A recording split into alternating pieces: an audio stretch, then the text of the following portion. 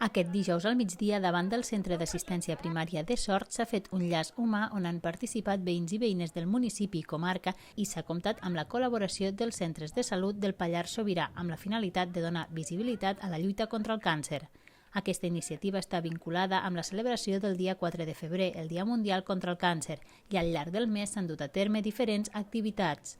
L'associació fa un any que funciona al Pallars Sobirà i s'ofereix diferents serveis a la comarca pels pacients oncològics. Són serveis gratuïts i que s'ofereixen a tothom sense la necessitat de ser soci. Aquest primer any hem estat oferint serveis complementaris com atenció social, fisioteràpia individual, ara iniciarem fisioteràpia aquàtica, després tenim un grup de ioga adaptat a pacients oncològics i després també un grup de suport emocional. Doncs això com a atencions directes. També fem acompanyament a pacients que a vegades són persones que es troben visquent soles i després compartim les experiències que hem tingut perquè així és la millor manera també una mica d'ajudar, de poder ajudar a tothom i de recolzar-nos mútuament.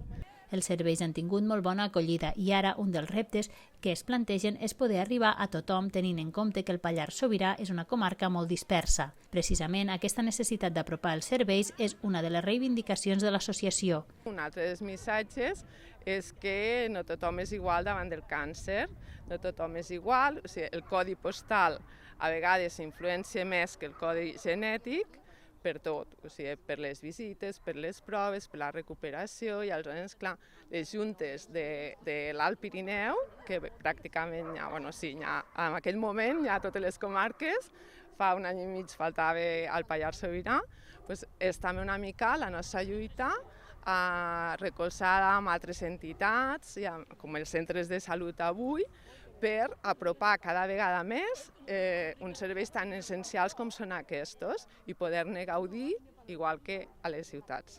En aquest sentit, des de l'associació ja s'han pres mesures tenint en compte aquesta realitat.